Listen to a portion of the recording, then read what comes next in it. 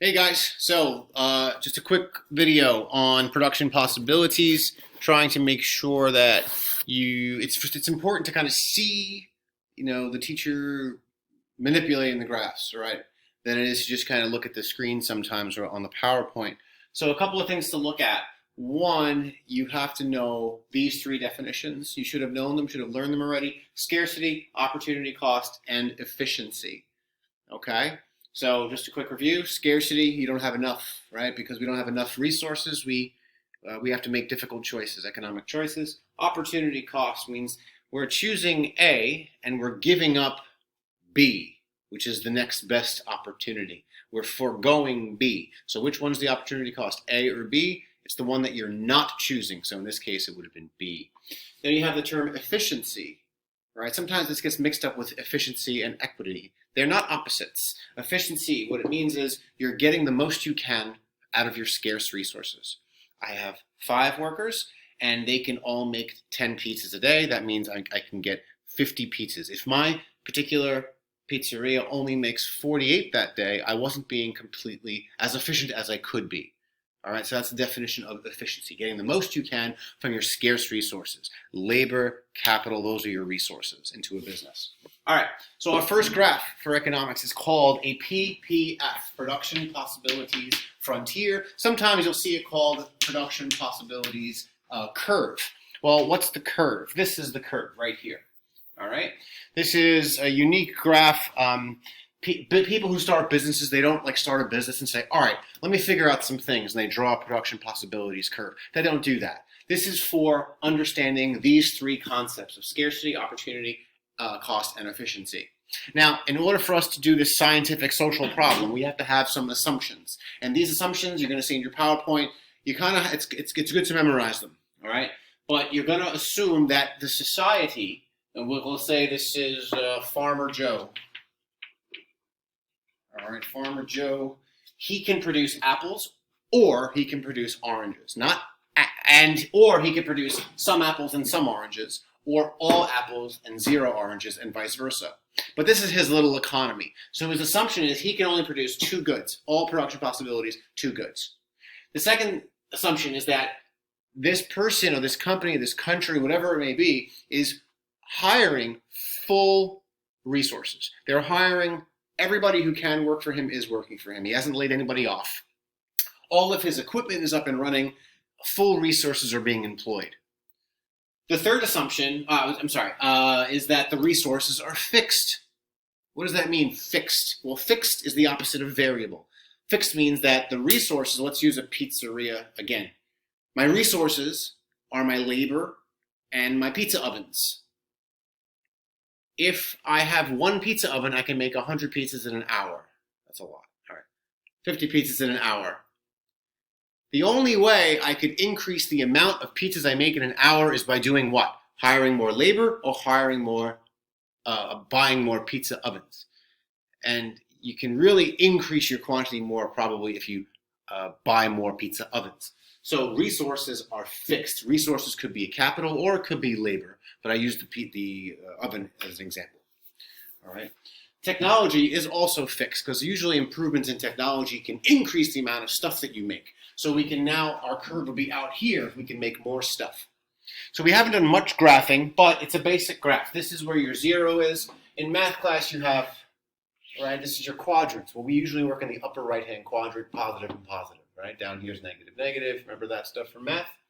So what's going on here? We have apples, we have oranges. How many can this person make at all of these points?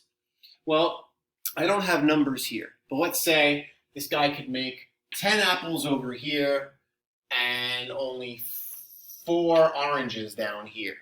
So at this point 1, this farmer is making 10 apples and how many oranges? 0. At this point 2, it's not the best place. Let's say he's making only 9, or maybe, let's make it 8. And then down here, how many is he making?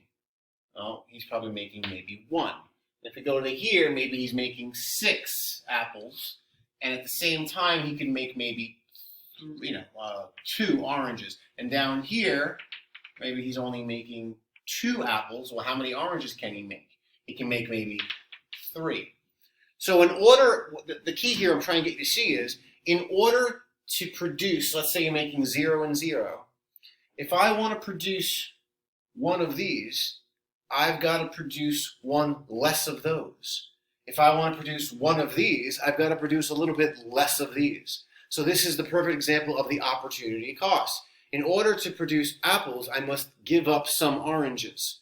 In order to produce all oranges, I must give up all my apples. All right, there's your opportunity cost right there. Now, another concept you're going to see, get rid of this, that I'd like you to know, I'll get rid of some of the numbers too, we don't need them for now, all right, is there are 3 main points on the graph. I'll even get rid of these numbers, okay, that you always get asked about. All right, and you're going to see a point inside the curve, a point on the curve, we'll say is B, and then a point outside here, which is beyond the curve, which is point C. So if we're at point B, we say that we're producing efficiently. And if you remember from before, what does efficiently mean? It means we're getting the most we can from our scarce resources. I'm hiring all the workers that I can possibly hire. I'm filling all the factories, all the pizzerias that I own. They're all filled up. I'm producing most efficiently. But what happens if I have to lay off some workers because of the pandemic? Right? People don't have enough money. They're not coming to the pizzeria. They're not ordering as much. So instead of producing out here, I now have to lay off some workers or fire them. Well, if I have less workers, then I'm going to have less production. That's how you have to think in this class. So I would produce less than B, right? I would produce somewhere in A. And we say this is a point of inefficiency. We are not getting the most we can from our scarce resources. It could be anywhere, here, here, here, here, here, here, doesn't matter. Anywhere inside is inefficient.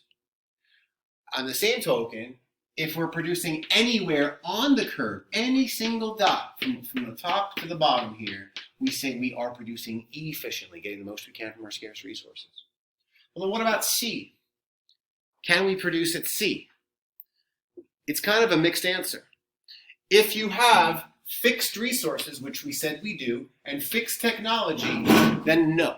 We cannot produce outside here. That's why we say it's impossible. Impossible, but there's a catch.